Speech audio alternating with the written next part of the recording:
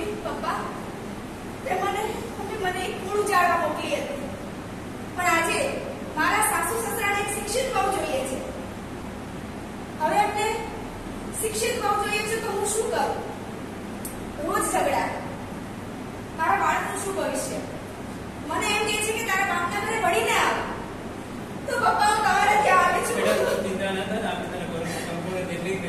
મારે ભણવું છે, મારે બીએડ કરવું છે, મારે શિક્ષક બનવું છે. પપ્પા મને તમારો સપોર્ટ જોઈશે હવે.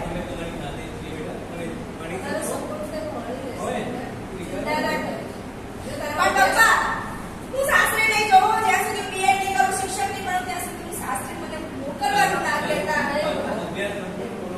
પાછળનું એક કારણ છે મમ્મી કે હું તમારું મારા પપ્પાનું જે કુળ છે, મારા માતા પિતાનું જે કુળ છે ઉજાગર કરવા માંગુ છું, સાથે સાથે મારા સાસુ સસરાનું કુળ પણ ઉજાળવા માંગુ છું. એટલા માટે મારે ભણવું છે, મારા બાળકનું ભવિષ્ય પણ સારું થાય, મારે એટલા માટે હવે ભણવું છે. તો પપ્પા મને કોલેજમાં, મને સારી એવી કોલેજમાં તમે મને એડમિશન કરાવો. સારું. અચ્છા બેટા, Leisure B.Ed College.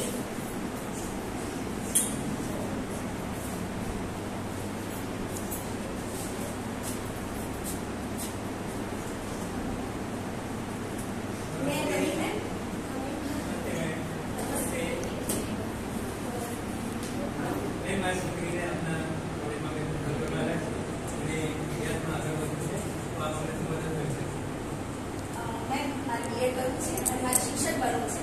મારા પપ્પા છે અને મારા પપ્પાનો સાથી લાવી છું, અને મારા પપ્પાને બધી તમે પ્રોસેસ સમજાવી દો અને મને તમારી કોલેજમાં એડમિશન મળે એવી અપેક્ષા રાખું છું તમારી સાથે. હા બેટા, તારી હિંમત હું બિરદાવું છું.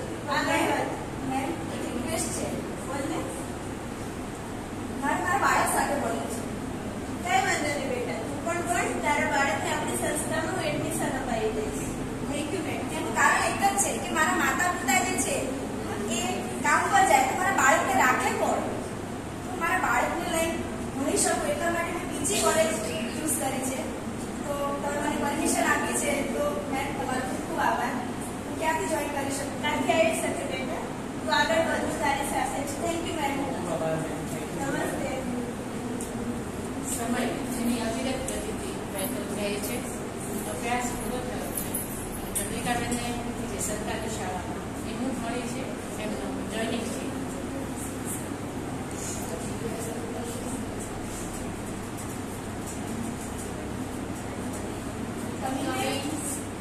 નમસ્તે મેમ.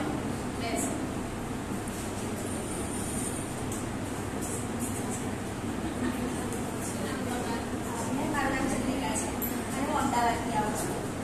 મેં તમારી શાળામાં મારી શિક્ષક તરીકે નિમણૂક થઈ છે. જો એમએસ લેટર છે. તમે અહીંયા જોડાવા માંગો છો તો કઈ વિચાર્યું છે અહીંયા ક્યાં રહેવાનું? અરે કેમ નિરાશ થઈ ગયા તમે? મેમ એકચ્યુઅલી એવું છે કે હું અમદાવાદથી આવું છું અને મારા માતા પિતા જે છે એ ત્યાં રહે છે અને મારા પિતાનો સહારો અત્યારે છે નહીં. મારા પિતાનો છાયો મેં ગુમાવી દીધો છે. પતિ તરીકે પણ મારી સાથે કોઈ છે નહીં. તો મારા બાળકને લઈને મારે સાણંદમાં ભણવું છે, રહેવું છે, બાળકોને ભણાવવા છે, આને ભણાવવું છે. કઈ વાંધો નહીં, આપણે આપણી શાળામાં પણ એનું એડમિશન કરાવી દઈશું અને તમે પણ ખૂબ સરસ રીતે અહીંયા નોકરી કરો એવી હું આશા રાખું. મેમ તમે મને જે આ તક આપી છે અને મને જે વાત કહી છે મારા બાળકને અહીંયા એડમિશનની, તો મારી એ જ અપેક્ષા હતી કે મારું બાળક ગુજરાતી માધ્યમમાં ભણે, માતૃભાષાનું શિક્ષણ લે અને હું પોતે સરકારી શાળાની શિક્ષક છું તો મારું બાળક પણ સરકારી શાળામાં જ ભણે. તો મને ખૂબ આનંદ છે મેમ તમે મને જે સહકાર આપ્યો બદલ, અને હું મારું કામ જે છે, મારી સેવા છે આ શાળામાં હું ખૂબ પ્રમાણિકતા અને નીતિપૂર્વક મારી ફરજ બજાવીશ. Thank you. અર્થાત ઉંમર પરનો દીવો જે બંને તરફને અજવાળે છે. આ રોલ પ્લેની પ્રેરણા જીવનલક્ષી છે.